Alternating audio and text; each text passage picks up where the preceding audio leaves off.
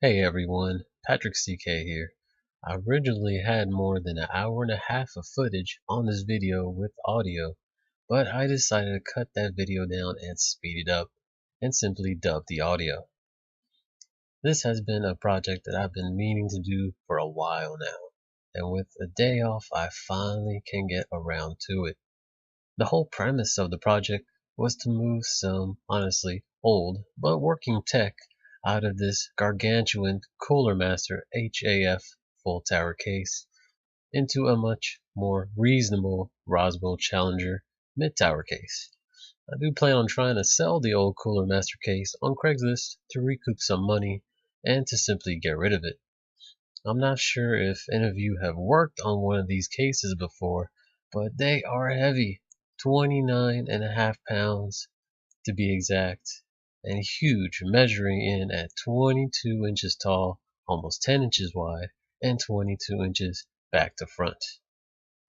I believe I originally bought this case as a pre-built system before I knew any better, so taking everything out was going to be interesting, especially undoing all the wonderful cable management on the back here. My goal was to get all the components out of the old case without having to take it completely apart, and by that I mean having to remove the water cooling block from the CPU, which I probably should have done to put some new thermal paste on it. But for what it's used now, I'm not too worried about it. In its time though, it was a powerful computer, boasting an early generation Intel i7-920A overclocked to 3.7 GHz on an EVGA X59 chipset gaming motherboard with 6 GB of DDR3 memory and 2 EVGA GTX 275 graphics cards. Although I already took one out because, again, it's frankly unnecessary anymore.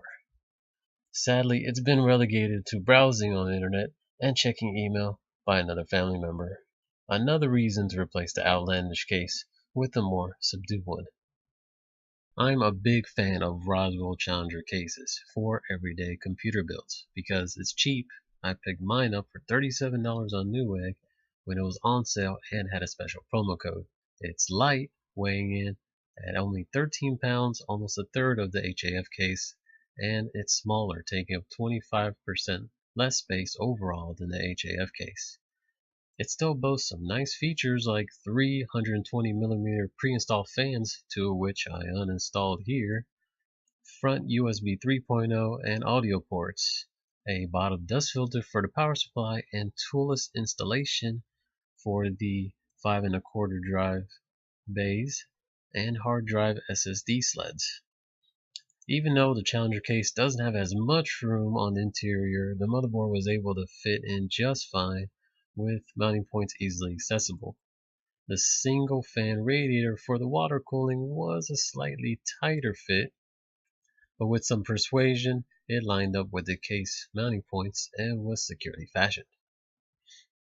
Again, the wonderful hard drive sleds let the 1TB Western Digital hard drive to be installed in a snap. Maneuvering the SATA cables back in place was a little tricky since the ports on the motherboard were facing the front of the case. Now the only thing I was slightly worried about was the large GTX 275 graphics card, but luckily it was able to slide in with about half an inch to spare between it and the hard drive base. Now of course came the best part of the rebuild, putting the 800-watt power supply back in. Since it's not a modular design like modern PSUs, all the cables had to be managed, even though in the end there were 3 4-pin power cables that weren't being used for anything. Most of this cable management was done near the front of the case since there isn't that much space directly behind the motherboard, especially for larger cables like the 24-pin connection for the motherboard's power. The rest of the video is basically me finalizing the cable management and reinstalling the top 120mm fan, just to realize that I didn't have a 3-pin connection from the power supply for it, and then realizing the 3-pin connectors on the bottom half of the motherboard that have never been used were bent 90 degrees. I did manage to pry them back in place with a screwdriver and was finally able to plug in that fan. I plugged the system up to my testing setup with the wonderful surprise that everything came back to life and worked perfectly. I put the whole system back in its home upstairs where it's probably going to stay until it gives up, which I hope won't be for a while. The HAF case is going to get a good cleaning so that hopefully it will make some other system builder happy. I wonder if they'd want an 8-year-old graphics card too. We'll see. That pretty much wraps up this project. I do have another one in the works that includes building my new personal rig.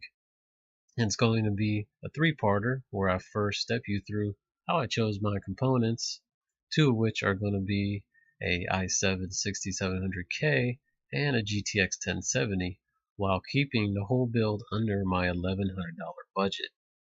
Then I'm actually going to build it, and finally I'm going to benchmark it to compare how it does against my current setup, which has served me well for the last 3 years. Stay tuned for that. Leave a like if you like this video.